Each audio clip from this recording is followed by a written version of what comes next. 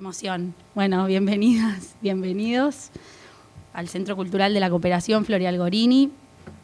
Dimos de llamar a esta actividad Bibliotecas y Archivos, excusas para pensar las identidades y las memorias. Es una actividad que pensamos bastante porque en ocasión de nuestros primeros 20 años en Calle Corrientes, elegimos algunos temas y algunos problemas sobre los cuales nos interesaba particularmente armar actividades y también que esas actividades tuviesen como protagonistas a nuestras compañeras, nuestros compañeros, nuestras compañeres. Y entonces usamos la excusa de uno de los temas que trabajamos, de uno de los problemas sobre los cuales reflexionamos para juntar a este panel que es muy hermoso. Ahora la voy a pasar a presentar, pero adelanto algunas cuestiones que nos reúnen. En la convocatoria decíamos archivos, documentos, objetos, recuerdos, olvidos y silencios, emociones varias y aniversario, historias institucionales, encuentros y desencuentros, personas, ausencias y les que vendrán, memorias e identidades, pasado, presente y futuro. Nos interesa pensar desde los archivos la posibilidad de recuperar legados, su puesta en valor y su socialización. Nos anima a que las bibliotecas sean espacios donde es posible encontrar huellas de nuestras historias, a la vez que espacios desde los cuales discutir la democratización del saber. Nos inquieta reflexionar sobre lo común entre tanta trama narrativa y relato disperso o de la dispersión.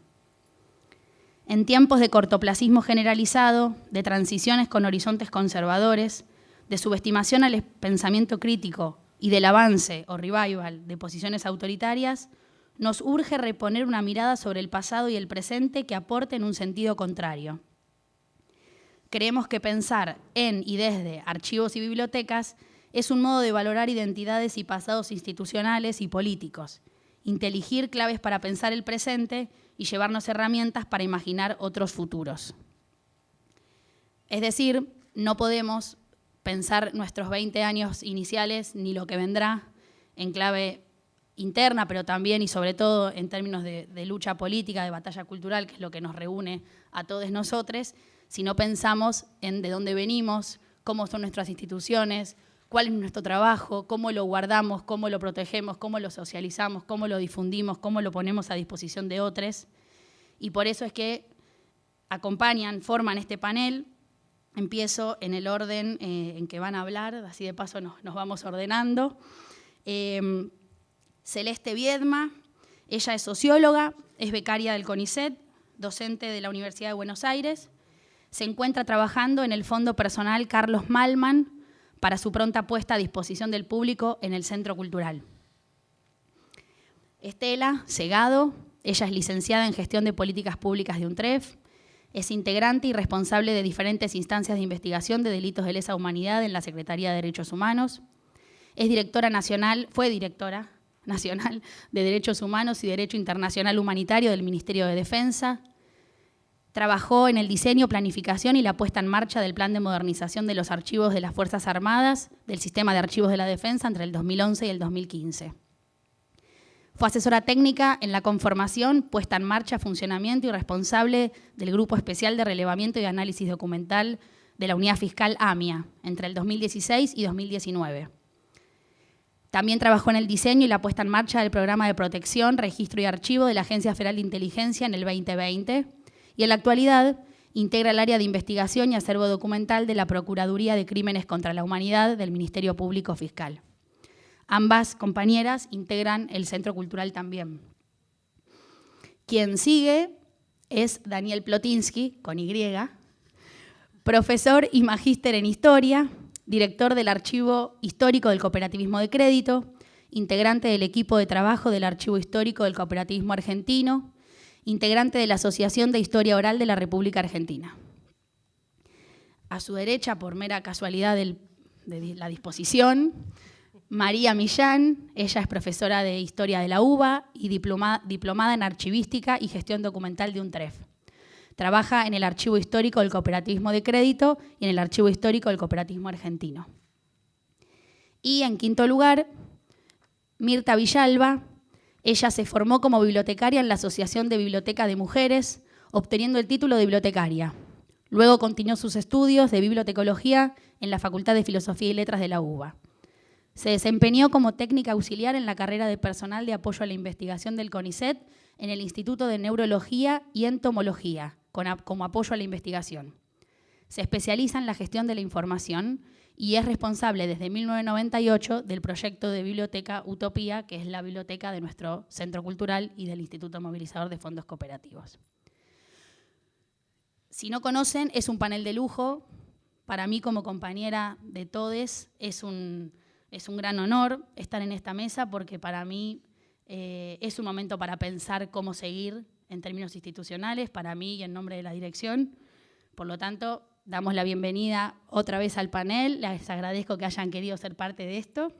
Así que empezamos con Cele. ¿Sí? Bueno, muchas gracias, Natalia, por la presentación. Es un gusto estar en presencia de este panel de compañeros y compañeras tan valiosos. A mí hoy me toca presentar brevemente un fondo documental en el que estamos trabajando desde hace varios años ya en el CCC, que es el Fondo Carlos Malman. Carlos Malman fue una figura clave para la ciencia argentina y latinoamericana. Él dirigió instituciones importantes de ciencia y tecnología, como la Comisión Nacional de Energía Atómica, el Balseiro, la Fundación Bariloche y el Centro de Estudios Avanzados de la UBA. Sus trabajos sobre calidad de vida, sobre necesidades humanas, fueron internacionalmente reconocidos. Y hace ya unos años, Carlos y su esposa Marisa Arienza donaron al CCC el archivo personal de Carlos Malman. Así que tenemos el honor y la gran responsabilidad de acondicionarlo, garantizar su preservación y ponerlo eventualmente a disposición del público. Todavía no lo está, esperamos que lo pueda estar pronto. Así que les voy a contar, si volvemos para atrás en las diapositivas, no sé si... Ahí está, ahí estamos. Este es Carlos, estas son dos de las instituciones en las que él participó, la Fundación Bariloche y el Centro de Estudios Avanzados de la UBA. El archivo Carlos Malman es un archivo personal, pero como sucede muchas veces con los archivos en este sur global del que somos parte, permite un recorrido institucional. Digo como sucede porque se da la circunstancia de que Carlos fue un riguroso conservador de documentos de todas las instituciones en las que participó, y eso nos permite, digamos, tener un panorama de lo que fue la actividad de estas instituciones.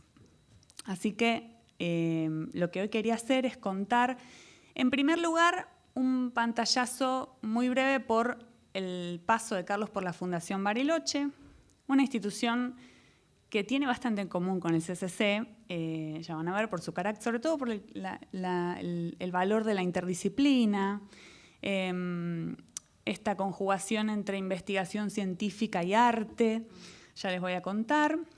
Luego voy a presentar en cuáles son las tareas vinculadas al fondo que ya hicimos y cuáles faltan. Y por último, comentar brevemente en cómo es que este fondo llegó acá. Les adelanto que es por un proyecto de investigación del que tuve el gusto de participar junto con otros compañeros investigadores del CCC.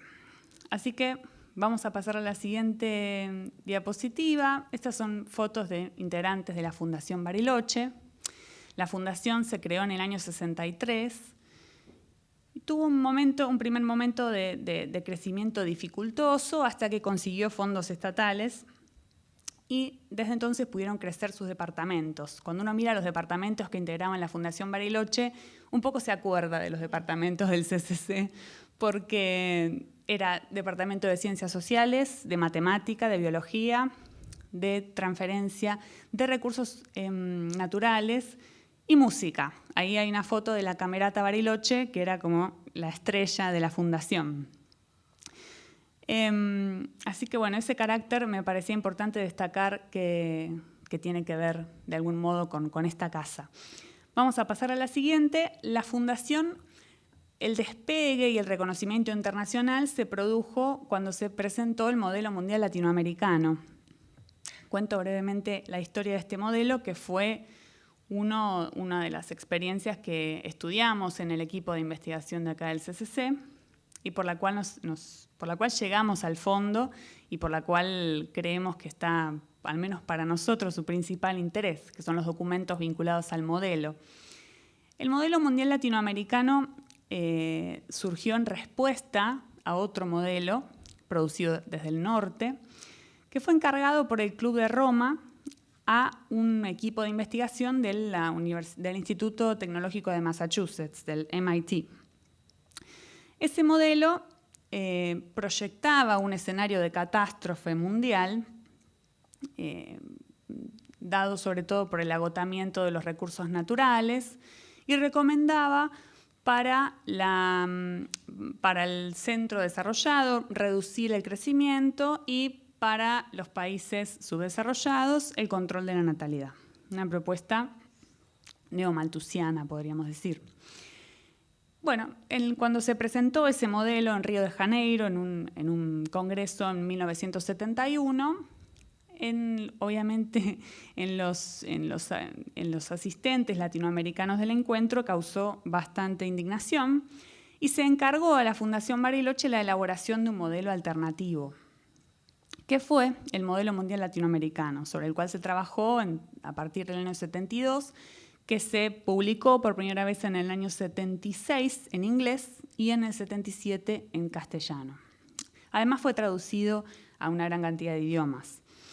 El modelo mundial latinoamericano lo que respondía al Club de Roma utilizando las mismas sofisticaciones matemáticas, ahí se ve una foto del centro de cómputos de la Fundación, que para entonces era de gran avanzada.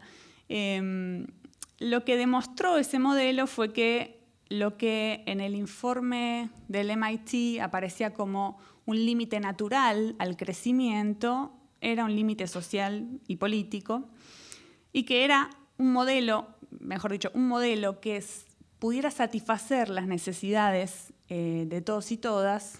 Bueno, todos diría, el modelo decía todos, ¿no? Obviamente, pero yo digo así, que pudiera satisfacer todas las necesidades, era posible, era viable, era factible. Es decir, que los recursos alcanzaban para satisfacer las necesidades de todos. Entonces, lejos de implicar esa modelización matemática, lejos de augurar una catástrofe, lo que demostraba, por el contrario, era que era posible otro modelo mundial y producido desde Latinoamérica, por eso mundial y latinoamericano. Bueno, esto como introducción al al valor y al interés que tiene el fondo para nosotros. En un primer estudio de los materiales, lo que notamos es que hay una gran cantidad de información en el fondo sobre la circulación y la circulación del modelo y la intensa actividad de difusión que tuvo el modelo. Aspecto por el cual que hoy tengamos disponible esta documentación en un archivo y que la podamos poner a consulta permite, digamos, visibilizar un aspecto que muchas veces no está muy difundido en nuestras investigaciones, que es precisamente todo ese esfuerzo de difusión. Es decir, por las dificultades que implica difundir una investigación producida en el sur a lo largo del mundo. Carlos guardaba con mucha rigurosidad una carpeta por cada uno de los congresos a lo largo y ancho del mundo en los que presentó el modelo, y guardaba no solamente las ponencias de los congresos y demás, sino fichas rigurosas, invitaciones, correspondencia. Entonces, para nosotros, que eso pueda estar a disposición en un futuro y poder acceder a esos documentos, la verdad que es muy valioso para estudiar y para entender los desafíos que tenemos desde la periferia, desde el sur global, a la hora de difundir, transmitir conocimiento y posicionar también nuestras investigaciones en el resto del mundo. Vamos a pasar a la siguiente diapositiva. Bueno, ahí una muestrita de los documentos de algunos, son muchísimos, escaneados. Se ve, digamos, hay papers, hay correspondencia, hay cuadros, hay recortes de periódicos. Y vamos a pasar a la siguiente, en la que les muestro un poco la tarea nuestra cotidiana.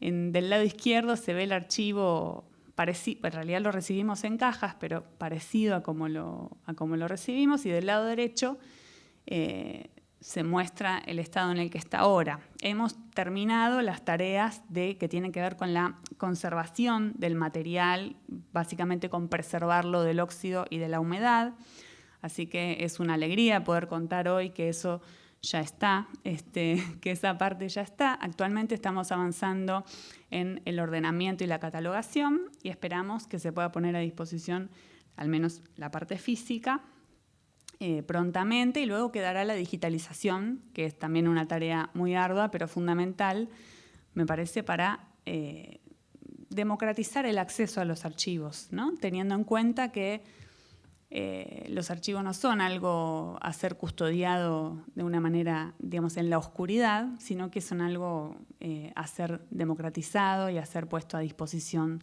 del público. Por último, antes de terminar, les muestro dos trabajos. Les conté que el fondo llegó a nosotros por un proyecto de investigación en el que abordamos el modelo mundial latinoamericano en el marco de las discusiones sobre estilos de desarrollo, y como resultado de esa investigación publicamos aquí en el CCC hace varios años ya el libro Estilos de Desarrollo y Buen Vivir, que está disponible en Internet. El libro físico está agotado en este momento, pero se consigue en Internet. Y también les cuento que hay un número, el número 11 de la revista Pasado Abierto, que dos integrantes de ese equipo de investigación, Ana Grondona y Pablo Priluca, coordinaron un dossier en esa revista sobre la Fundación Bariloche. Trabajaron también con algunos documentos del fondo que en ese entonces recién lo habíamos recibido. Bueno, por último, contarles, no sé si lo mencioné, lamentablemente Carlos Malman falleció el 3 de mayo, creo que lo estoy diciendo bien, sí, el 3 de mayo del 2020, pero es para nosotros hoy estar acá hablando de este fondo y estar trabajando con los documentos que él tan amorosamente conservó. Es un honor y es un modo de rendir tributo a su memoria también. Así que no me quiero extender más, gracias. Y bueno, esperamos que puedan consultar el fondo. Gracias.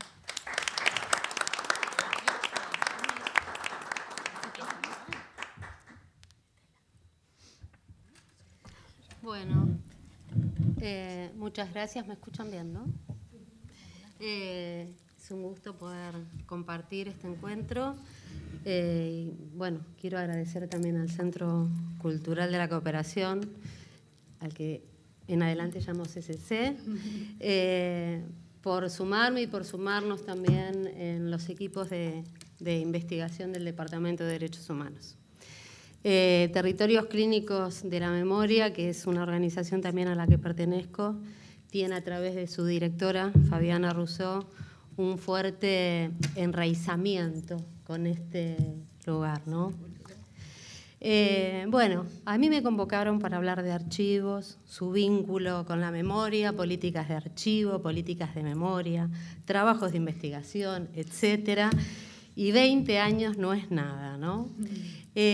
Bueno, hoy creo que es un acto también de celebración y también es un acto de memoria, porque hacer memoria es pensar los dilemas del momento histórico que habitamos, es ubicarse e inscribirse en un pensar colectivo con otros y sus diversidades, enmarcados en una concepción ética que aspire a la construcción de la emancipación humana y al desarrollo de una conciencia crítica. Es en ese camino en el que hacemos historia y también construimos legado. El primer día que me senté a pensar sobre lo que quería decir hoy, puse en el buscador de Google inauguración del Centro Cultural de la Cooperación 2022. con la intención de encontrar diarios, fotos, reseñas, es decir, que el archivo me cuente cómo había sido ese día. El primer resultado, de más de 4 millones de resultados que apareció, fue de la página oficial del CCC, con el discurso de inauguración de Floreal Gorini. Al entrar a la página, accedí al discurso que aparece subido en una ficha de la categoría Publicaciones, Producción Institucional. Y dije, wow, ¿no? A ese trabajo minucioso es al que yo llamo la institucionalización de la memoria en el archivo. Porque el discurso inaugural es como la carta de presentación, es el manifiesto de proyección futura. Pero es muy difícil encontrarlos en cualquier página, en el quiénes somos o en donde dice institucional. Nunca vamos a encontrar el discurso inaugural. Yo a partir de esto me puse a hacer la búsqueda y empecé a buscar si encontraba discursos en las otras instituciones y no. Y me parece interesante porque el archivo, además de ser el lugar donde se conservan los documentos clasificados y ordenados, tiene esa triple función de la que siempre se habla, que es ser posible fuente para la escritura de la historia de una sociedad o de la institución, para la memoria y como garantía en el ejercicio de los derechos. El archivo no es un simple depósito organizado o no y preservado de cierta manera. Es un espacio en el cual y a través del cual se atraviesan y conjugan relaciones sociales y formas de poder en su historia y en su presente. De allí que exista una íntima relación entre la memoria y la historia, como así entre los testimonios y los archivos. Cuando trabajamos con documentos de archivos, nos asomamos a un tiempo pasado. El documento contiene información, pero además contiene una metainformación. Esto es, un documento nos cuenta sobre su origen, quién, por qué y para qué fue generado. Nos habla de su momento histórico, sobre su contexto de producción y además ese documento nos tiende un puente hacia otros documentos y crea un lazo espiralado que siempre va del testimonio al archivo de manera inacabada.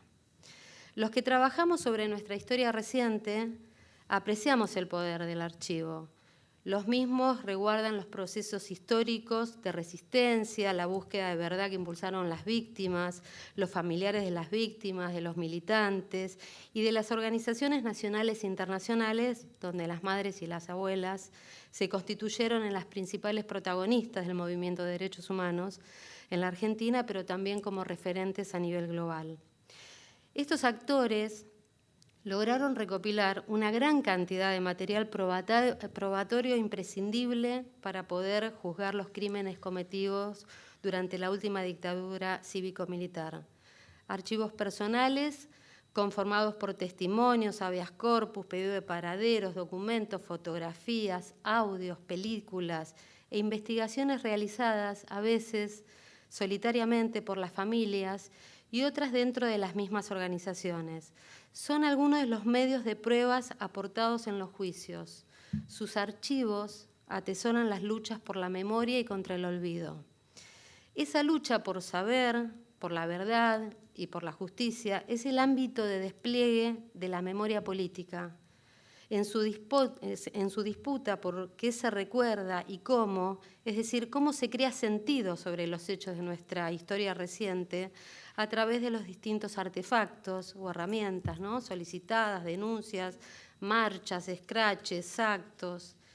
Es la memoria política la que mueve o empuja las políticas de memoria, sean estas propositivas o refractarias. Esto es que siempre existe una decisión política sobre cómo gestionar esa demanda.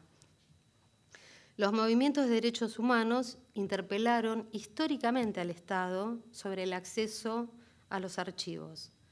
En una investigación que realizamos junto al equipo aquí en el Departamento de Derechos Humanos, en el año 2019, a la que llamamos Continuidades, Rupturas y Desafíos de las Políticas Archivísticas de Memoria en la Argentina actual. Está presente aquí Victoria Loredo Rubio, que es parte de ese equipo. Decían textualmente: los documentos de archivo, por su valor testimonial y de prueba, son parte de dicha construcción. Estos documentos forman parte de los procesos de transición democrática. Proporcionan un mayor conocimiento de los hechos y en los procesos judiciales aportan datos que se sustentan en la reparación de las víctimas y sirven como base para la promoción de políticas públicas. Desde el año 2003 se desarrollaron en nuestro país políticas de memoria, verdad y justicia que, sin embargo, no lograron plasmarse en una normativa que afianzara las políticas de archivo. Las acciones desarrolladas fueron más del orden de voluntades políticas que de inscripciones normativas. A tal fin, es decir, no logró consolidarse esa tarea a través de una ley que institucionalizara y normalizara dichas prácticas dentro del Estado. Quiero decir que yo fui parte de la gestión de esas voluntades políticas. Y quiero contar un poco de esa experiencia porque me parece que ejemplifica el recorrido de la memoria política, las políticas de memoria y los archivos. La memoria nos permite conocer los hechos más dolorosos de nuestra historia y reconocer que son propios, asumirlos como tal para poder no solo superarlos, sino llevar acciones activas para que estos no se repitan. De allí la importancia de que toda política pública de memoria promueva el acceso a toda información y así conocer la verdad histórica. Y es en ese marco que los equipos de relevamiento documental creados en las distintas instancias de la administración pública abrieron una nueva perspectiva en la reconstrucción de la verdad histórica y aportaron, a partir de documentos oficiales, la complementariedad o la constatación de lo que durante años solo contaron las víctimas en sus testimonios. A través del análisis de reglamentos, directivas de las Fuerzas Armadas, se logró explicar aspectos que eran parcialmente conocidos del funcionamiento represivo entre el 75 y el 83. Se reconstruyeron estructuras orgánicas, administrativas, operativas, cadenas de mando, se realizaron organigramas de distintas dependencias militares. Para eso fue necesario ampliar el conocimiento sobre el lenguaje militar y la especificidad de su funcionamiento institucional, por lo tanto comprender la cultura militar, los aportes a la justicia de datos concretos para la identificación de los integrantes de los grupos operativos de quienes se desconocían sus nombres. Es decir, que el gran aporte de esta tarea que aún hoy permanece es de velar el orden ilegal y represivo subsumido en el orden oficial. Históricamente, la falta de una política integral del tratamiento del patrimonio cultural en cuanto a su preservación, tratamiento y difusión, así como la ausencia de una política de acceso a la información pública, convirtieron a la mayor parte de los archivos de la administración pública en territorios inexpugnables. Desde ya que los archivos de las Fuerzas Armadas fueron parte de ese proceso, estuvieron sujetos a los arbitrios de cada una de las fuerzas en cuanto a sus modos de guarda y de acceso, como el abandono en cuanto a su mantenimiento. Con la derogación de las leyes de impunidad y los nuevos procesos de justicia, el acceso a la documentación tuvo que atravesar, por un lado, la disputa en el control de esa información, es decir, que la resistencia al control civil de las Fuerzas Armadas también se desplegaba como resistencia de entregar documentación que pudiera someterlos al escrutinio público. Por otro lado, la falta de conocimiento de la terminología castrense conspiraba en la resolución de los requerimientos. Era necesario traducir qué información se pedía y qué tipo de documental lo contenía. Por lo tanto, hubo un largo camino que atravesar, que fue de la exploración de los documentos de forma individual a comprender su lógica interna, su entrecruzamiento, el valor referencial y poder leerlos como parte de un sistema, sujetos a determinadas reglas y usos y costumbres dentro del funcionamiento institucional. La experiencia de transitar por las dependencias de las Fuerzas Armadas que albergaban documentación permitió tener una visión clara sobre el estado de los fondos y las dificultades reales para acceder y cumplimentar con los requerimientos judiciales. Por ejemplo, un legajo del personal era solicitado por más de un juicio a la vez. Entonces se implementó el programa de modernización de los archivos que avanzó en la clasificación, descripción y digitalización. Además, fue un trabajo permanente con el personal de las fuerzas que estaban destinados en cada archivo y que superó el periodo 76-83. Esta política pública implicó darle un lugar diferencial hacia dentro de las fuerzas, y los archivos, que históricamente fueron lugares utilizados como depósito y castigo del personal difícil, con la creación del sistema de archivos de la defensa, quienes tenían a cargo los archivos pasaron a ocupar un lugar de jerarquización, que se vio reflejada en la creación del portal Archivos Abiertos. Y creo que fue justamente esta institucionalización lo que permitió que la gestión anterior no pudiera arrasar con todo. Pudo debilitar los equipos, el número de integrantes y desfinanciar el programa, pero a diferencia de lo que ocurrió con los otros equipos de la administración pública, fue imposible eliminarlos por completo. Hoy existe una política de recuperación de dichos equipos. Creo que este es el aprendizaje más importante de esta experiencia, la institucionalización de una política pública que tenga arraigo no solo en la institución, sino en la sociedad.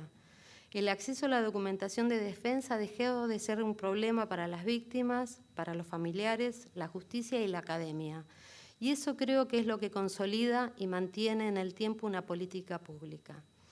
Bueno, para concluir, quiero retomar algunos tramos de aquel discurso pronunciado por Floreal Gorini el 22 de noviembre del 2002 en el acto de inauguración del nuevo edificio del Centro Cultural. Y decía: si realmente aspiramos a una transformación profunda, revolucionaria de la sociedad argentina, debemos intensificar la lucha cultural para impulsar el desarrollo de la subjetividad popular. Si la sociedad puede ser explotada es porque un gran sector de ella carece de la conciencia de que la explotación es una injusticia que puede y debe ser superada. El Centro Cultural de la Cooperación se propone contribuir a formar esa conciencia para aportar al desarrollo de un pensamiento crítico. Las mejores formas para difundirlos en la sociedad es a través de la investigación, del discurso, del debate, el ensayo y el libro, así como el teatro, la música, la danza y las artes plásticas, que tan directamente llegan a los sentimientos. Floreal Gorini, estamos en ese camino. Gracias. Gracias.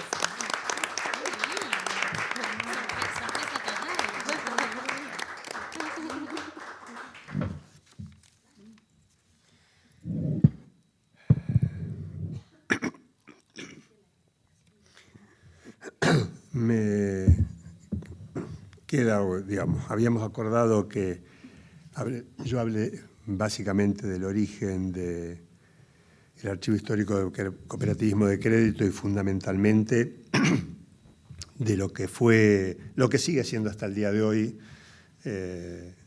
su columna vertebral, pero además lo que fue su punto de partida, que es el archivo oral. Hoy el fondo oral. Tengo un archivista al lado y me pegó. Pero digamos lo que durante más de 20 años fue el archivo oral, o fondo archivo oral. Pero me cuesta, creo que la conversación es lo más rico que hay y me cuesta no conversar con alguna de las cuestiones que recién iba diciendo. Con lo cual es probable que me pierda bastante, pero bueno. El Archivo Histórico del Cooperativismo de Crédito, como institución, nace hace 27 años, si bien durante más de 20 años fue una entidad unipersonal, y hace 5 años se incorporó Maru al trabajo.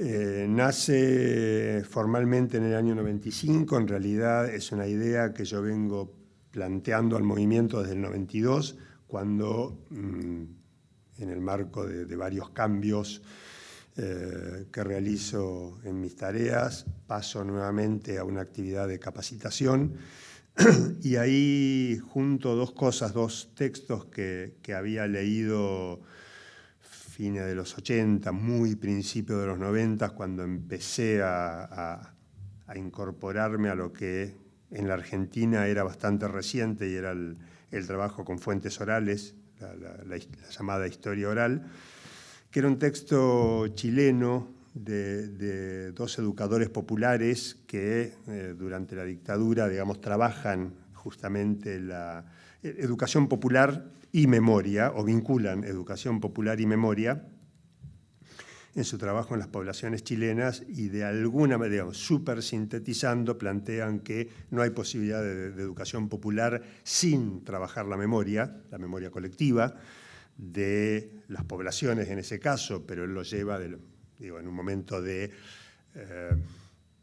reconstrucción del movimiento popular y político chileno, de los partidos políticos, de los sindicatos, de las organizaciones. No hay educación sin recuperar la memoria colectiva, y no hay posibilidad, de recuperar esa memoria colectiva sino en un proceso educativo. Y por otro lado, un texto de un historiador israelí, Yosef Yerushalmi, que plantea, recurrir a la reminiscencia para reconstruir y mantener o reconstruir la memoria, ya que para él memoria no es el recuerdo, sino la permanencia de un conocimiento. Y entonces, en ese contexto y en un momento clave, porque se acababan de cumplir poco más de 30 años de la creación del Instituto Movilizador de Fondos Cooperativos y 25 de la explosión de la creación de las cajas de crédito, o sea que estábamos acercándonos a un límite de edad de aquellos que habían tenido un protagonismo fuerte en ese primer momento como para poder acceder a ellos. Planteé en su momento la creación de un archivo oral. Producto de esto, que en su punto de partida fue, en principio, simplemente esto, el documento, en nuestro caso, era la fuente oral, es que al día de hoy hay un poco más de 200 entrevistados, 170 y pico de entrevistas. Y acá sí, puedo decir entrevistados y entrevistadas, aunque si hay tiempo haré una mención de que mayoritariamente entrevistados.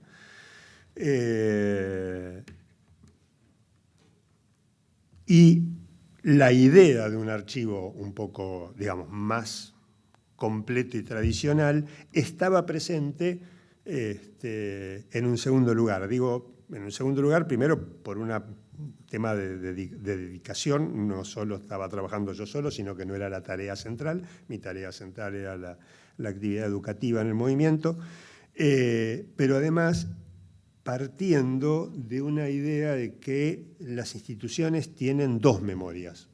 Una memoria oficial, que es la que está en los documentos oficiales,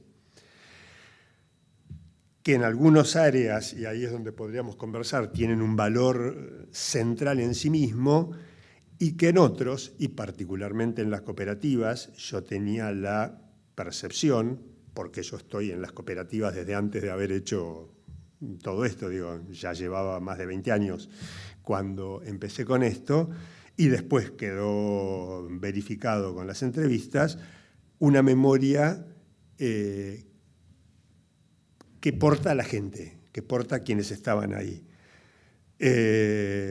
¿Por qué en este caso en particular toda institución tiene esa doble memoria?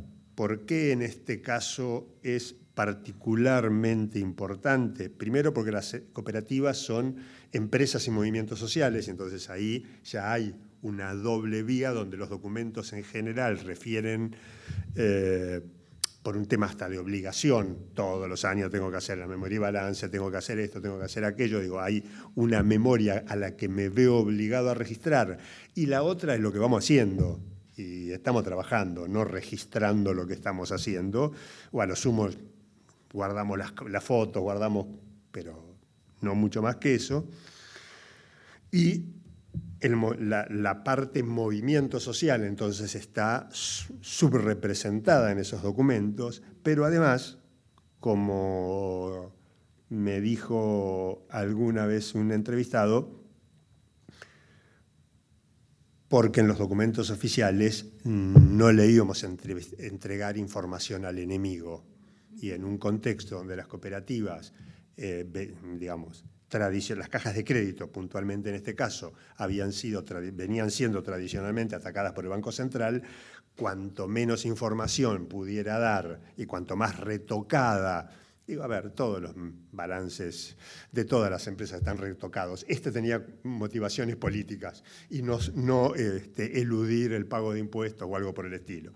Y por lo tanto, digo, digamos, uno viendo la memoria de un determinado ejercicio en una cooperativa, parecía que estaba todo bien, y lo que salía del relato de los entrevistados era que no estaba bien, pero no le íbamos a decir al Banco Central que no estaba bien para que venga y nos clausure. ¿Sí? La peleábamos, la seguíamos, conseguíamos fondos, digamos, por donaciones, y entonces en este sentido, en este archivo, que además tiene la otra particularidad que al principio me llevó a pelearme mucho con los archivistas. No es un archivo donde la documentación venga ordenada porque dejó, digamos, de la institución que la produjo, porque dejó de tener valor legal y pasó a un archivo intermedio que determinó que esto tiene valor histórico y por lo tanto lo pasamos al archivo histórico, sino que estamos hablando de cuando yo empecé, quedaban 20 y pico de bancos que en su interior tenían unas 250 cajas de crédito de las más de 1000 que hubo, o sea, 750 andaban por ahí. Y si alguna documentación de la dura, de la tradicional, llegó a este archivo, es porque este es un archivo construido en el sentido de ir a buscar a una localidad donde a lo mejor alguien, o donde me habían dicho que alguien se había llevado cuando cerraron la cooperativa alguna documentación, o en las propias entrevistas donde el entrevistado, además de la entrevista, muchas veces me traía la documentación que tenía con la idea de cuando yo me muera mis hijos van a tirar todo, tomá, guardalo, inclusive alguna medallita y algún diploma de homenaje y cosas por el estilo. Entonces, este fue el proceso de creación del archivo, reitero, fuertemente basado en un archivo oral que además también tiene ciertas complicaciones porque la entrevista refiere a momentos donde, salvo las primeras épocas donde todavía entrevistaba básicamente a quienes habían participado fines de los 50, principios de los 60, yo diría que ya del 2000 para acá todo lo que entrevisté refería a cosas que yo también había estado ahí, lo cual tiene ciertas ventajas y ciertas complejidades, digamos, muchas veces incluso cierta dificultad frente al entrevistado. Me dice, ¿pero qué me preguntás si vos sabés? ¿Sí? Y que ese sabe, digamos, y entonces trabajar esta idea de que no todos sabemos ni recordamos de la misma manera.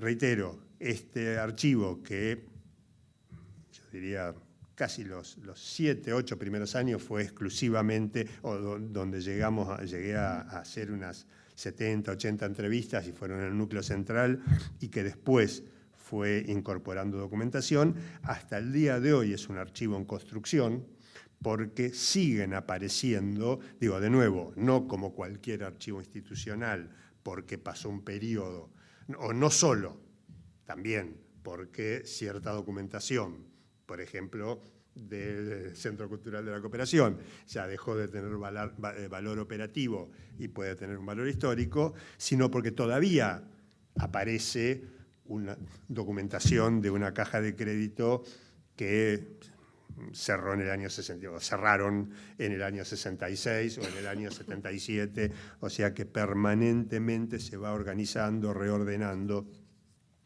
e incorporando material. Yo dije durante casi 25 años estuve solo, más o menos, en realidad siempre estuve acompañado y sí, y me parece que no puede no estar, aunque sea una mínima muestra, editado con los dientes, pero bueno.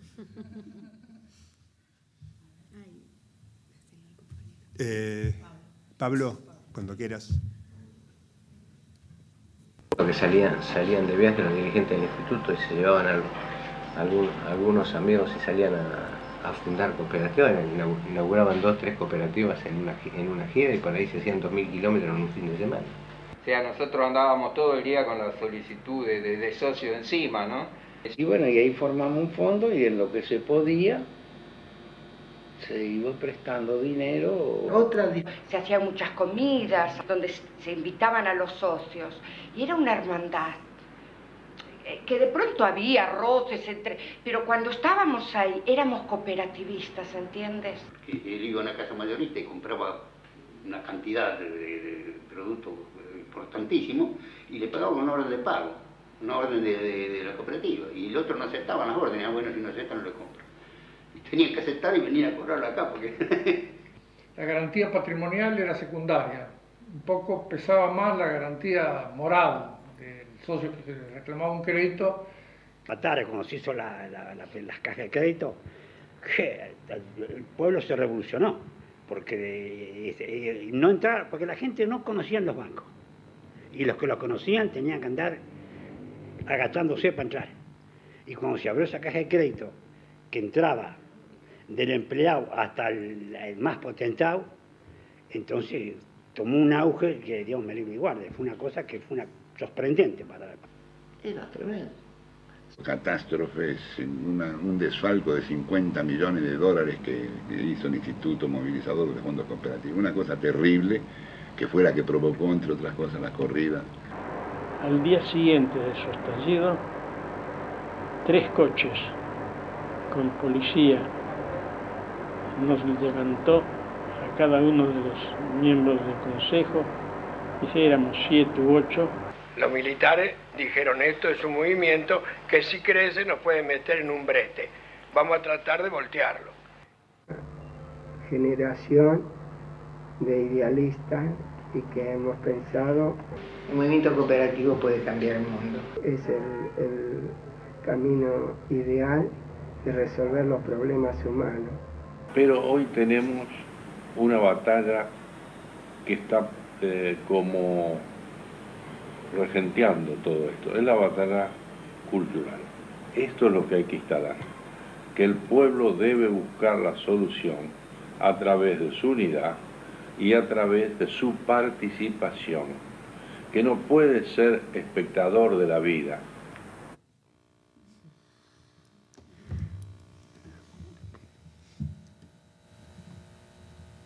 Todos fallecidos al día de hoy. La última, Chensinski, la mamá de Pablo. Para los que lo conocen, la mamá de Pablo Imen estaba por ahí.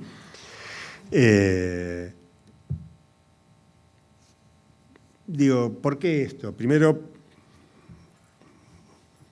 porque me acompañan hace mucho tiempo. Digo, porque algunos los puedo hasta decir en el mismo tono de voz, la misma... forman parte de mi memoria, y acá yo vuelvo a este punto de partida de memoria, de reminiscencia, memoria colectiva y educación, ¿sí? Y esta idea de cómo la variedad de testimonios, algunos muy formales, muy... el regocijo de don Álvarez, que obligaba a un mayorista a que tenga que abrir la cuenta en la cooperativa y que lo pudo hacer, digo, la gracia está, que no aceptaba, hasta que él creció en su comercio y entonces compraba mucho y lo pudo obligar, ¿sí? O el de este señor, sabrán cuál, de Lincoln, que habla de que tenían que agacharse en los bancos. Yo digo, como vuelta de tuerca, esto de reapropiarse de la memoria en el proceso educativo tiene que ver con marcar continuidades, con registrar continuidades y rupturas, ¿sí? Con registrar continuidades y rupturas, con ubicar culturas Vos hablabas te llamaba la atención del discurso, y es lo único que voy a dialogar, de inauguración del Centro Cultural de la Cooperación, pero el discurso de inauguración del Banco Credicop forma parte de la documentación básica institucional del banco, y no el discurso de inauguración del instituto, porque no hubo tal inauguración, porque como dice otro testimonio, empezamos en una piecita, ahí había lo que inaugurar, pero sí el discurso de la Asamblea Constitutiva también es un documento que forma parte, digo, no sé si 3 darán tradición cultural, pero me parece que hay algo de esto, digo, de valorar esos momentos fundacionales como significativos, pero también para idealizar esos momentos, digo, porque muchas veces, y en los procesos de capacitación institucional aparece esta cuestión, bueno, pero en aquel momento, hoy es maravilloso y mágico, ¿sí? Y entonces trabajándolo, escuchando a lo que estaban, viendo esto de teníamos que esconder en la memoria y todo lo demás, se pueden desidealizar ciertas cuestiones y por lo tanto se hace más accesible la acción hoy, es cierto, en condiciones complejas, pero no imposibles.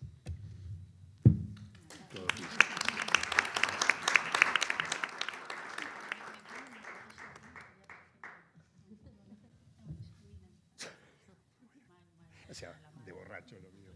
Lo mío de borracho, está bien. Voy a tener en cuenta. Bueno, gracias. Buenas tardes a todos y todas. Gracias por haber venido a escucharnos. Y nada, muchas gracias Nati y a toda la mesa por esta posibilidad de venir a charlar sobre archivos y bibliotecas. Bueno, yo particularmente voy a centrarme en contar un poco el trabajo que estamos haciendo ahora con Dani en el Archivo Histórico del Cooperativismo de Crédito, y también les voy a contar un poquito acerca de la experiencia que estamos también encarando con Dani y otros compañeros del Centro Cultural y del movimiento en el Archivo Histórico del Cooperativismo Argentino, que es un impulso también que viene de la mano de Dani y del Archivo Histórico del Cooperativismo de Crédito y de Cooperar. Es decir, ¿no se escucha? ¿Sí? ¿Me acerco un poco más? Ahí va. Es decir, voy a hablar un poco de la tarea, ¿no? del archivista. Es decir, Dani contaba que él arrancó en soledad, por decirlo de alguna manera, porque era un trabajo que hizo después de hora, digamos, bastante en soledad, por lo que él nos cuenta, desde hace más o menos 3 décadas, armando el archivo oral, y fue recibiendo de mano de los entrevistados distintos materiales y documentos que fue juntando y guardando, por suerte, preservando como pudo, con los recursos que pudo, durante todo este tiempo. Tarea que terminó conformando un acervo de materiales, de documentos, que, están por lo menos conservados, ¿no?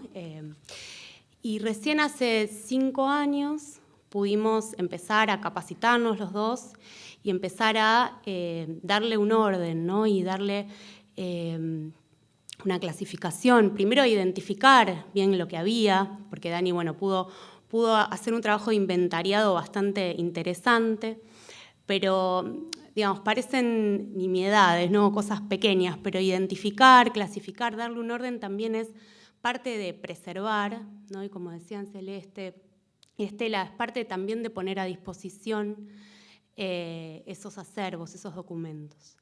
Entonces, primero fue un proceso como de aprendizaje, de capacitarnos, de ver cómo, y empezamos a trabajar particularmente identificando los fondos que hay, ¿no? O sea, qué documentación había y a qué cooperativas y a qué instituciones pertenecían.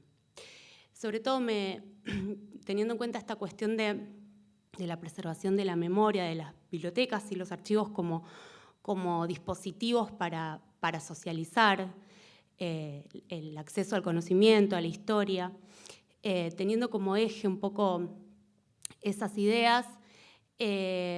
Lo primero que empezamos a hacer fue esto, ¿no? O sea, empezar a ver qué cooperativas, qué instituciones formaban parte de este acervo.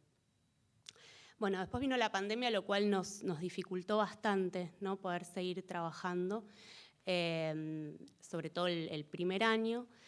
Pero bueno, ahora volvimos y estamos en pleno proceso de ir organizando este acervo, que es bastante grande, ¿no?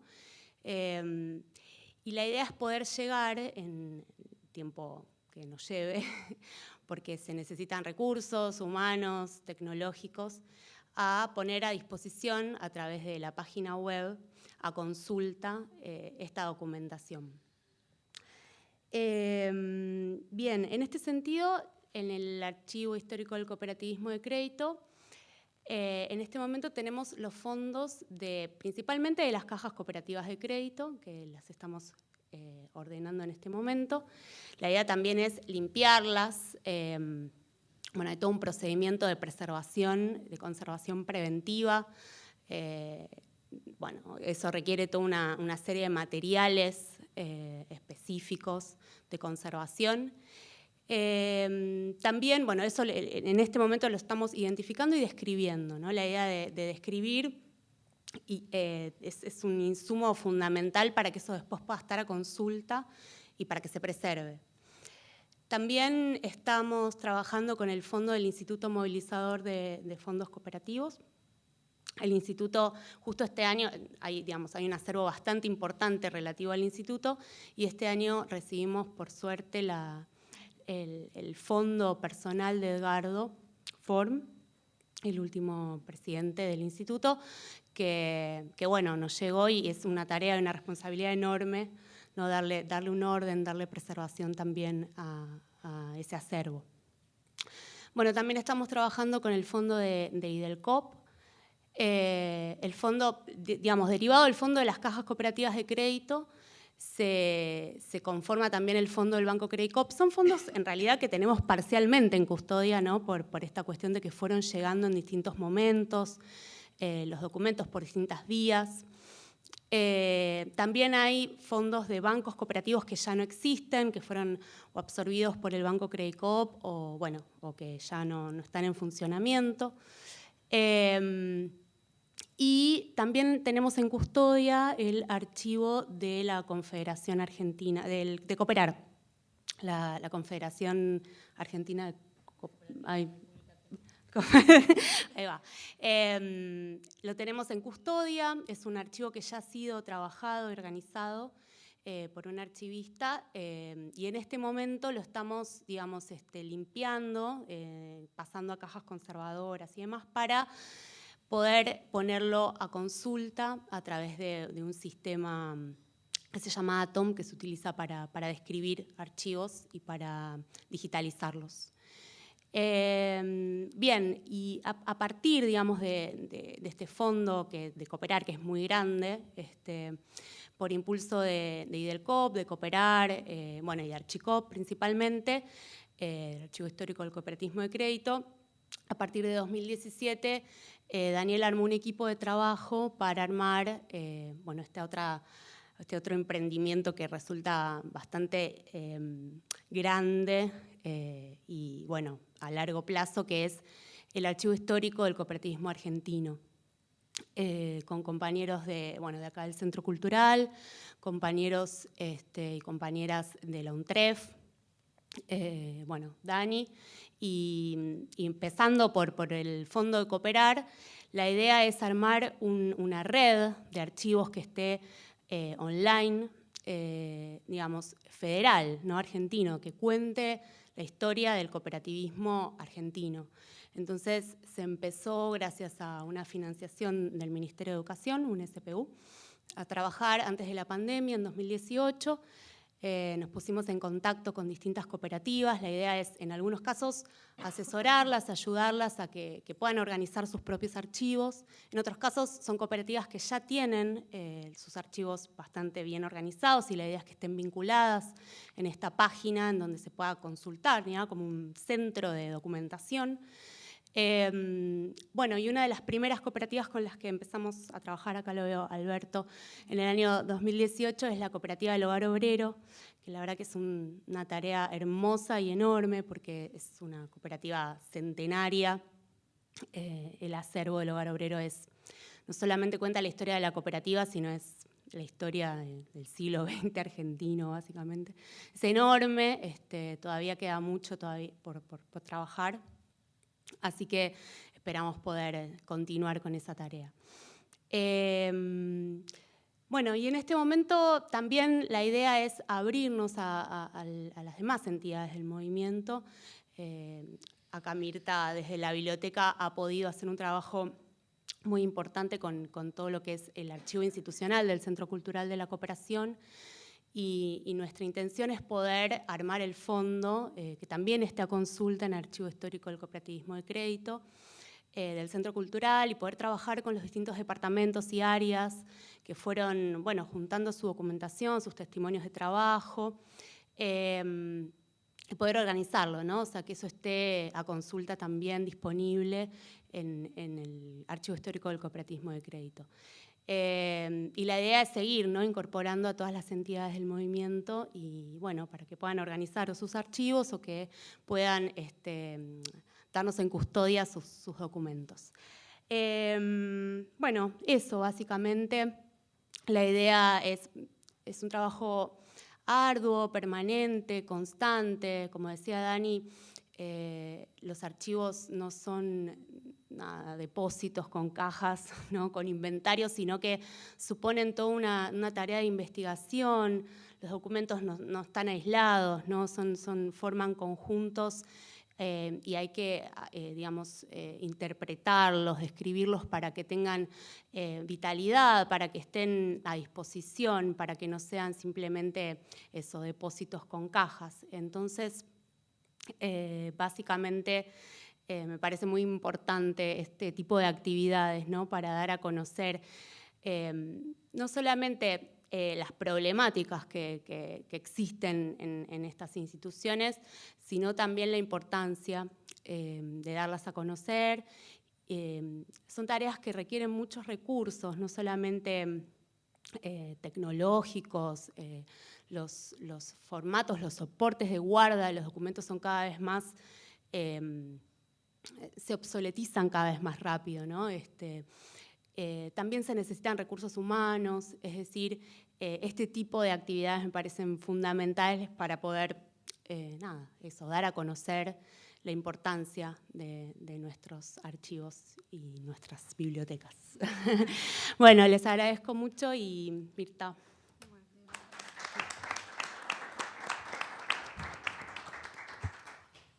Buenas noches, muchas gracias por participar de esta actividad conjunta.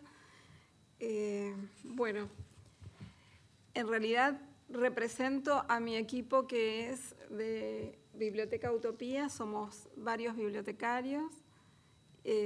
Voy a contarles yo, pero Utopía es resultado de un trabajo colaborativo y colectivo.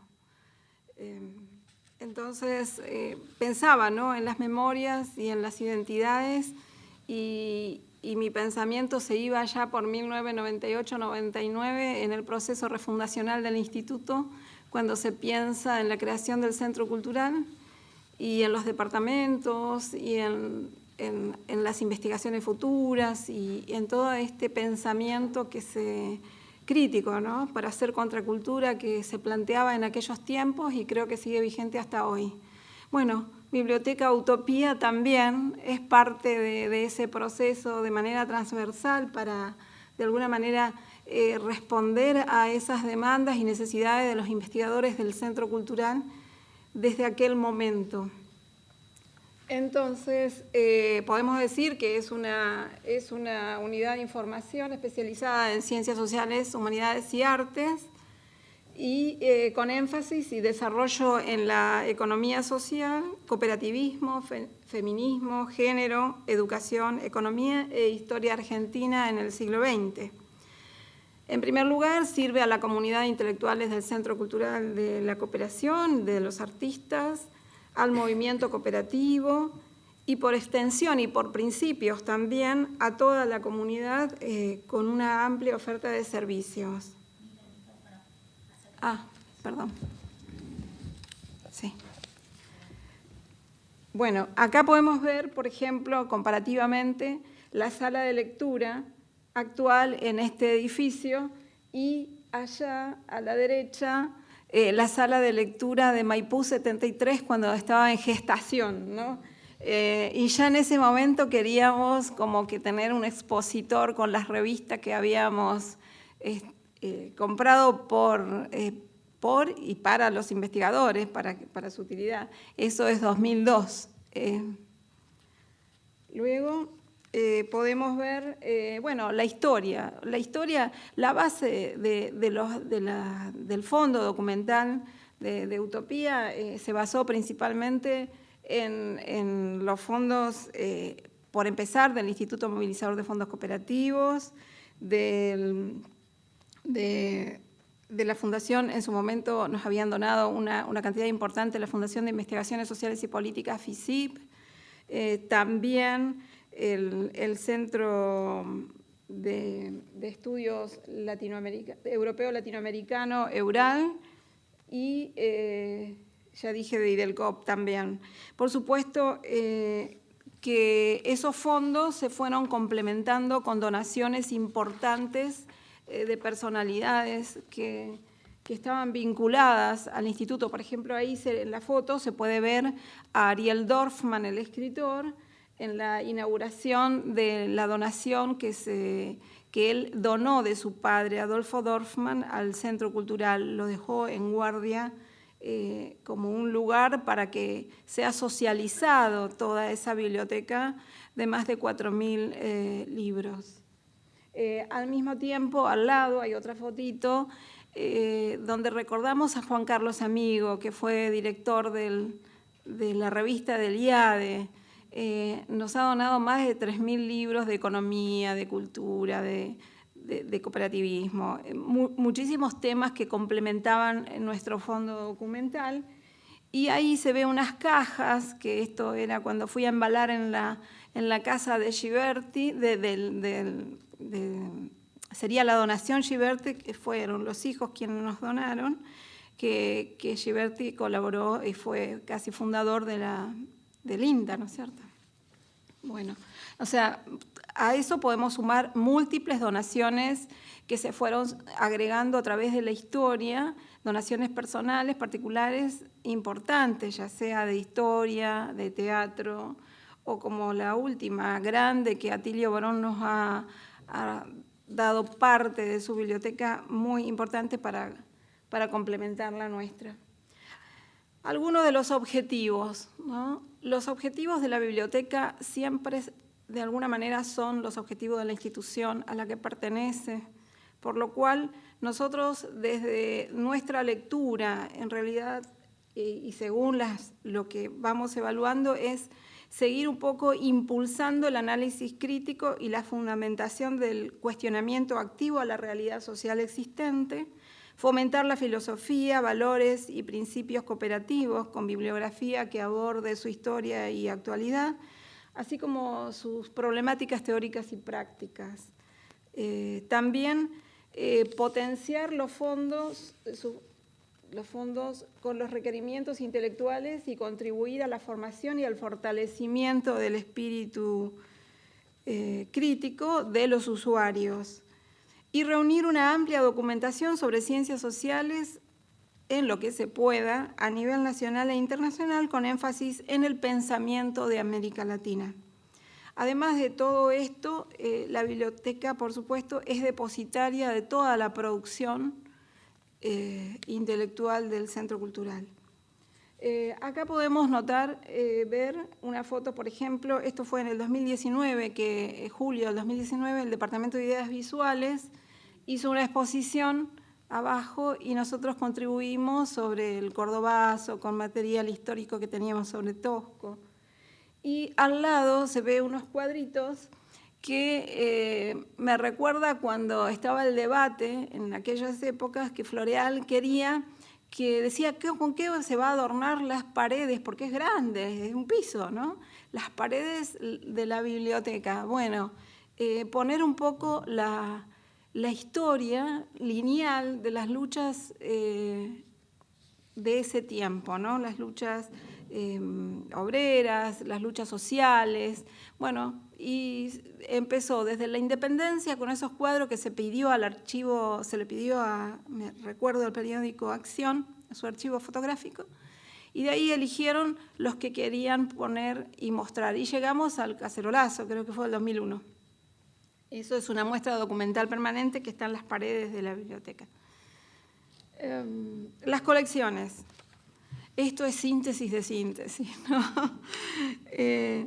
Bueno, la parte de biblioteca, en nuestro catálogo web van a encontrar todo lo que es libros, folletos, materiales no convencionales. En la hemeroteca, que tiene también su propio catálogo, incluye, por supuesto, colecciones de publicaciones periódicas, seriadas. Mediateca comprende materiales sonoros y visuales en diversos soportes. Ahí guardamos toda la producción, digamos, la producción, no solo la producción, sino todo lo grabado en las actividades como estas a lo largo de la historia del Centro Cultural. Es maravilloso guardar esta memoria es increíble, es muy lindo. Bueno, todo eso, si quieren buscarlo, está en el catálogo web de libros. Después, en el marco de la pandemia, desde nuestras casas, pensando con los bibliotecarios del equipo, dijimos, vamos a sacar el repositorio en la versión beta. Y bueno, ahí, como todo repositorio, ¿no es cierto?, ofrecen, por supuesto, nosotros ofrecemos materiales digitales de acceso libre que fundamentalmente son de nuestra producción, de la producción de los investigadores del Centro Cultural, y queremos no solo conservarlos de esa manera, sino ofrecerlo no solo a nuestra comunidad de usuarios, sino a que sea accesible para toda la comunidad de investigadores en Internet. Bueno, tenemos ahora pensado también hacer un repositorio temático, pero vamos un poco lento con eso, porque, bueno, como decía Maru, todas estas tareas requieren recursos humanos, recursos tecnológicos, etc., ¿no? Entonces, todas estas colecciones también vale decir que recogen producciones propias del Centro Cultural. Después tenemos servicios. Si ustedes entran, nosotros les repartimos ahí unas tarjetitas que si lo quieren llevar y después socializar con otros, les agradeceríamos.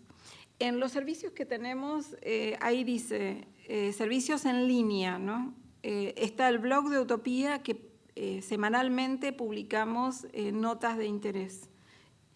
Redes sociales, hay una caja de herramientas que también estaría lindo bucear adentro porque hay un montón de herramientas para investigadores, aparte de nuestro repositorio institucional, catálogo en línea de libros, catálogo en línea de revistas, archivos VHS y MFC digitalizados que llevamos 500 horas de digitalización.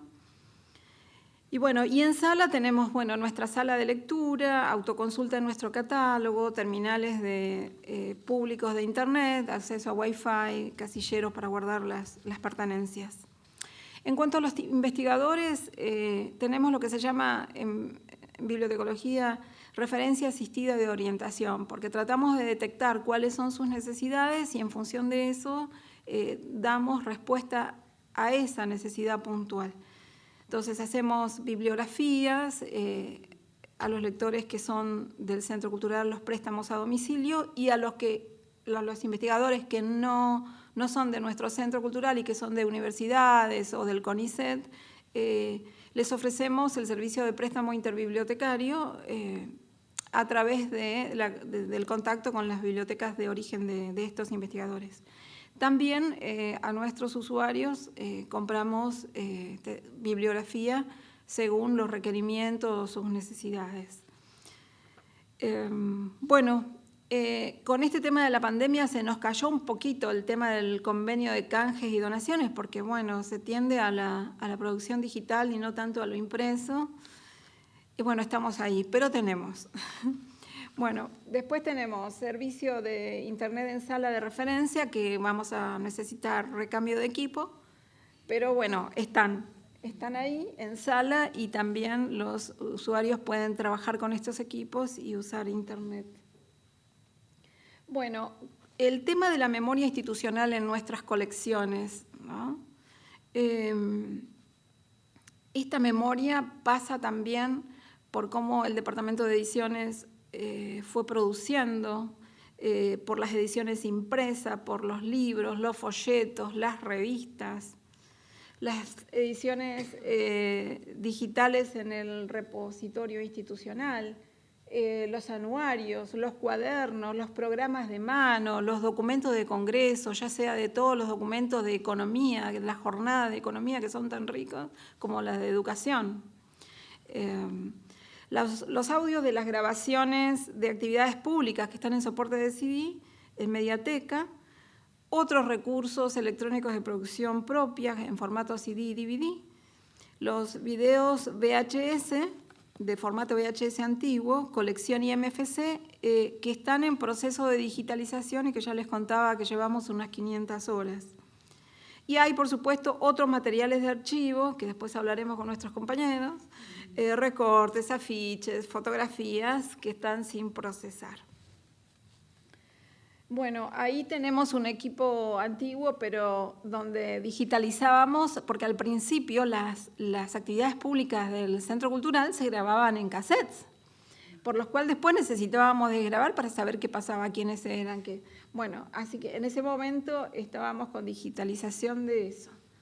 Ahí se lo ve a Ezequiel desgrabando. Y hacia la mano derecha hay dos capturas de lo que es el repositorio institucional, por un lado, que ya lo vamos a ver, y nuestro nuevo producto de los videos, justamente de esos videos institucionales del instituto, digitalizados, subidos a internet.archive.org.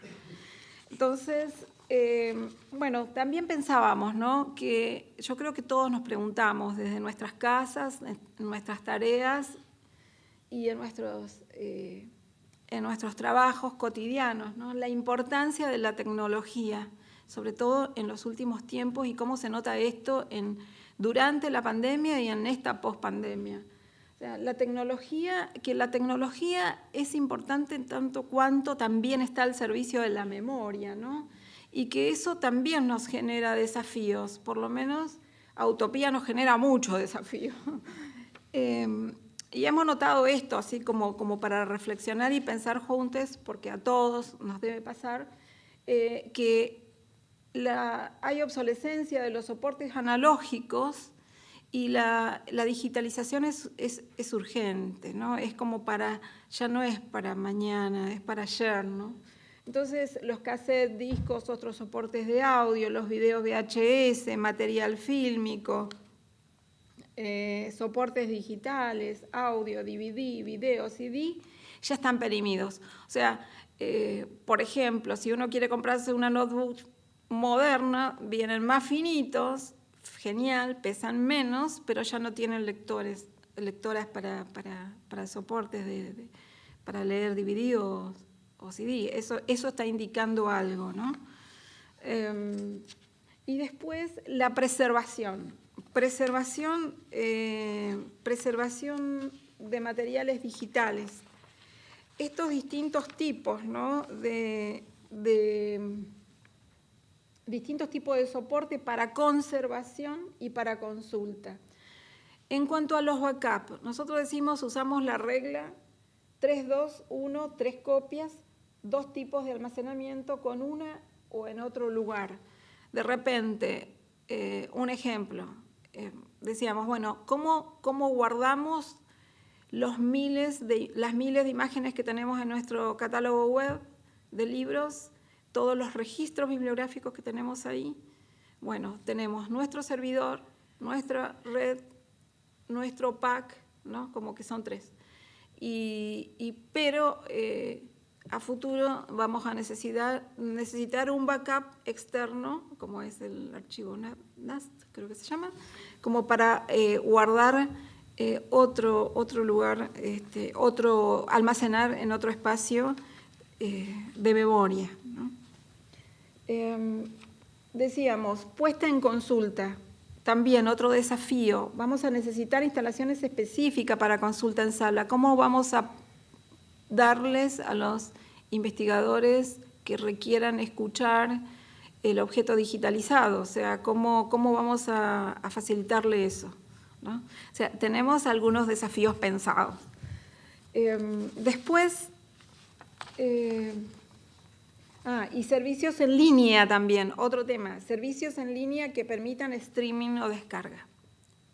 Que, por ejemplo, bueno, les digo después el ejemplo. Ahora, por otra parte, tenemos una extensión, porque en estos 20 años nos quedó un poco chico el piso, a pesar de que tiene doble altura, pero no podemos acceder a otra altura dentro del cuarto. Entonces nos extendimos para el edificio de Montevideo.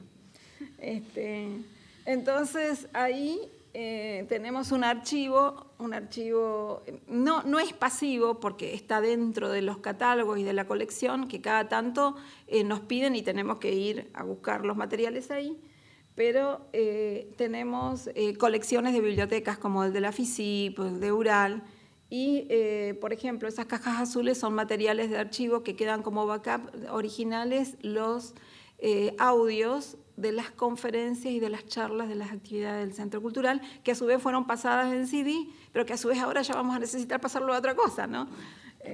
Los guardamos en Montevideo. Después, bueno, decíamos, ejemplos, renovarse para estar vigentes, ¿no? Pensar esto, ¿no? Que la transición hacia lo nuevo es una transición hacia un nuevo modelo de unidad de información. En su momento, cuando se pensó unidad de información, ¿por qué decir unidad de información? Y se decía, bueno, que en ese mismo espacio se pueda albergar los distintos tipos de soportes, ¿no? O sea, que podamos tener biblioteca, mediateca, todo lo que podríamos guardar en ese momento. Bueno, ahora es con este avance que hay en tecnologías de información, en soportes, es necesario migrar a nuevos conceptos. De hecho, ya nosotros veníamos trabajando esto, que es este concepto del cual se habla mucho, y Pame seguramente está en más... Hola, Pame. Está de la Secretaría de Investigaciones y ya lo hemos conversado y venimos conversando, esto de las humanidades digitales, ¿no? Sobre todo, no solamente es para, porque esto empezó hace bastante para las ciencias puras, pero sí para las ciencias sociales también es necesario.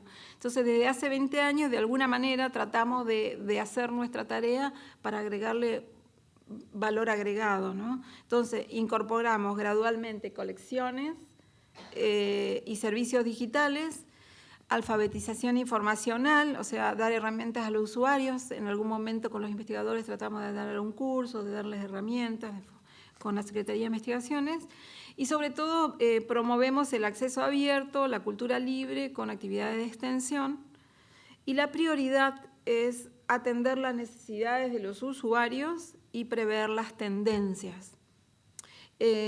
Como les decía, hemos notado mucho los cambios de hábitos a partir de la pandemia, y esos cambios de hábito se canalizaron con nuevas demandas, y eso implica, digamos, nuevas tecnologías. Digitalización, entonces, servicios en línea, y ya terminamos. Un ejemplo que no queremos dejar de mostrarles es, bueno, es el repositorio institucional, donde está toda la producción de nuestros investigadores y en formato digital, con acceso libre, con categorías. Después se pueden, por ejemplo, ahí está el libro que decía Celeste. Ustedes pueden buscarlo y bajarlo con estándares internacionales para su recuperación y búsqueda.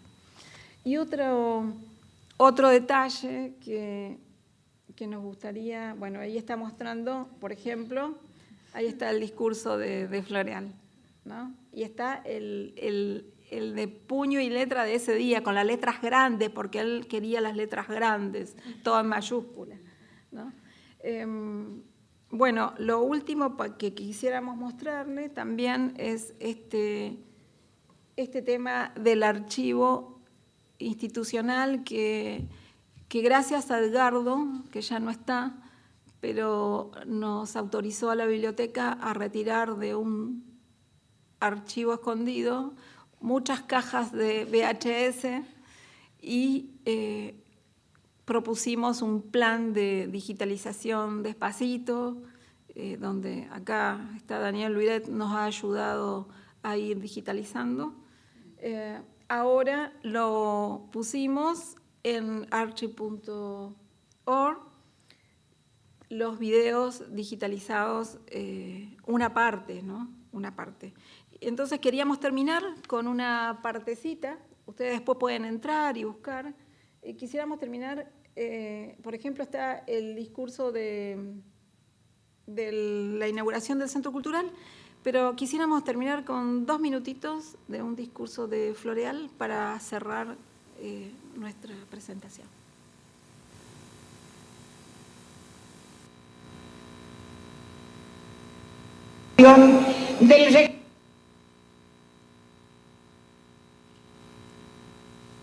Tradicional corte de cintas, nos dirigirá el mensaje inaugural de esta flamante sede el presidente del Instituto Movilizador de Fondos Cooperativos y director del Centro Cultural de la Cooperación. Habla Floreal Gorini.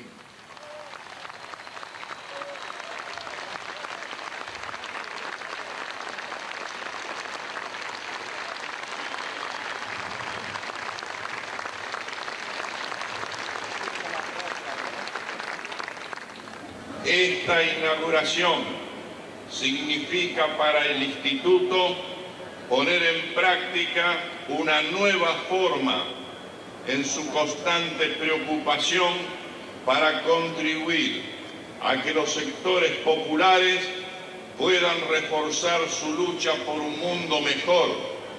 Otro mundo es posible, debemos hacerlo entre todos y es imprescindible comenzarlo ya.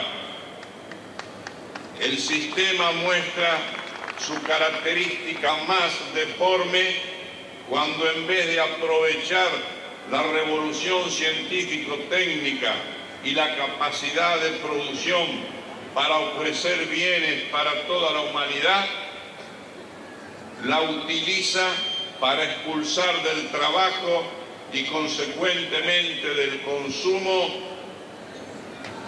a poblaciones enteras, en tanto fabrica poderosos medios de guerra para imponer su dominación sobre los pueblos y apropiarse de sus recursos, dando así lugar al terrorífico proceso de concentración económica, por un lado una riqueza desbordante y por otro lado la marginación y el hambre. Aprovechando la caída del socialismo real y el fuerte debilitamiento de los movimientos sociales, incluso el cooperativo, en todo el mundo, y el desvío ideológico de los partidos socialdemócratas a posiciones neoliberales, los ideólogos del sistema pretendieron decretar, como nos dijo la doctora Castro, el fin de las ideologías e instalar el pensamiento único para perpetuar su hegemonía. Sus epígonos se ilusionaron con poder detener la historia, anclándola en el falso paraíso del mercado. Ya hemos visto de qué se trata ese paraíso. Las cifras de desocupados, de marginados, de analfabetos, de desprotegidos en la atención de la salud, de la mortalidad infantil, de la ancianidad abandonada, son la tremenda realidad que nos da este sistema. Bueno, creo que sigue vigente, ¿no? Queríamos entonces agradecerles el tiempo de escucha e invitarlos después que entren al sitio web del Centro Cultural, y cualquier consulta no duden en comunicarse con nosotros. Gracias.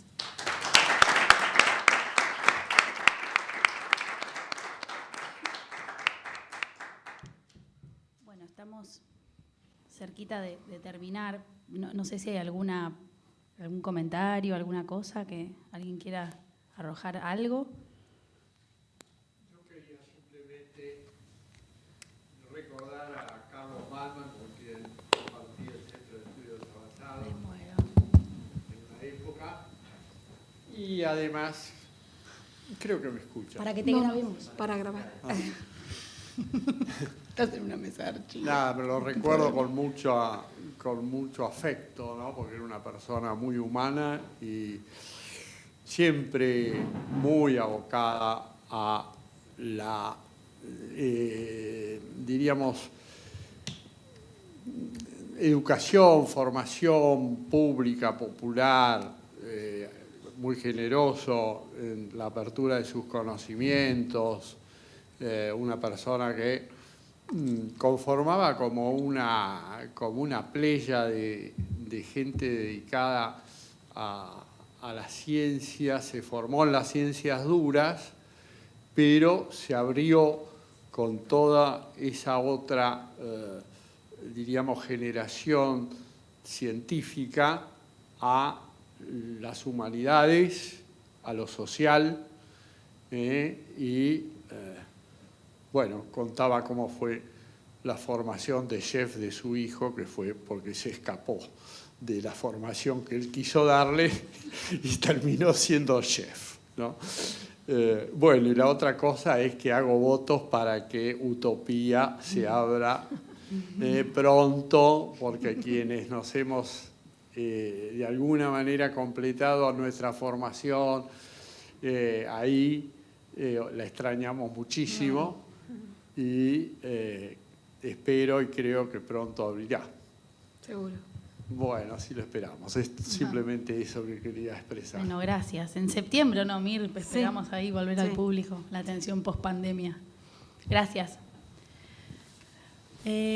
Bueno, agradecer el panel. Mientras que conversaban, recordaba cosas que no dije al inicio y que quizás para cerrar sirven. Y es que cuando pensamos el panel, pensamos en una trama de vínculos y de relaciones que el panel podría mostrar y que no necesariamente están constituidas a priori, ¿no? Como ninguna relación. Pero pensaba en que hace muchos años, todos, algunos más, otros menos, pero digamos que más de 4 son muchos. Entonces, 4 o 5 años que habitamos este espacio, el de Montevideo, y no necesariamente nos cruzamos y no nos cruzamos para trabajar en torno a nuestros temas comunes, y tengo la sensación que algo de estos temas generan cierta imposibilidad, cierto no cruce, y que es parte es un desafío que eso deje de suceder, ¿no? Y no por nosotros y nosotras no se posibilita, sino porque me parece que hay cierta subestimación del valor que tiene esta forma de trabajar con la historia, con la memoria, con nuestras identidades, porque cuando poníamos excusas para pensar las identidades y las memorias, era porque esta mesa es una excusa para poner en valor un trabajo, para poner en valor unos recorridos que hacen a una vida en común, porque cómo no pensar lo que tenemos en común en nuestros 20 años, y me parece que la mesa mostró esta trama de archivos concretos, de instituciones concretas, de decisiones políticas, de voluntades, y también de un montón de cosas que nos faltan. Y me parece que también es una excusa porque al interior, cuando quienes armamos la actividad, costaba que nuestros compañeros, nuestras compañeras entendieran que en la actividad no íbamos a tener ni cajas, ni que íbamos a ser toda gente barbuda, harapienta, laburando, hablando sobre estos temas. Digo, estereotipos acumulados en torno a pensar la memoria y la identidad. Entonces, para nosotras también era una forma de mostrar que esto es parte de nuestra identidad, que esto es parte de nuestra institución. Nos preguntamos cómo hacer para que otros y otras compañeros de áreas que supuestamente no hacen cosas vinculadas al archivo, sumarlos. Pensábamos con Mirta en planta técnica, mantenimiento, es decir, equipos que aparentemente no hacen cosas para el archivo y que nosotros queremos preguntarnos cómo hacemos para todos contribuir al archivo institucional nuestro. Porque siempre, como para cerrar, en el último libro, el anteúltimo ya libro que publicó Ediciones, acá está Javi, nuestro director de la editorial, se llama Para les que vendrán, ¿no? Entonces, lo que hacemos, lo hacemos para pensar nuestro presente, pero también para que quienes vengan detrás nuestro puedan continuar, profundizar, mejorar lo que nosotros no hicimos y hacer lo que quieran también, ¿no? Porque si no también le delegamos lo que no pudimos hacer, así que hagan lo que quieran, que seguro es mejor. Así que bueno, gracias por haber participado y gracias a ustedes por haber compartido con nosotros este momento de celebración. Muchas gracias.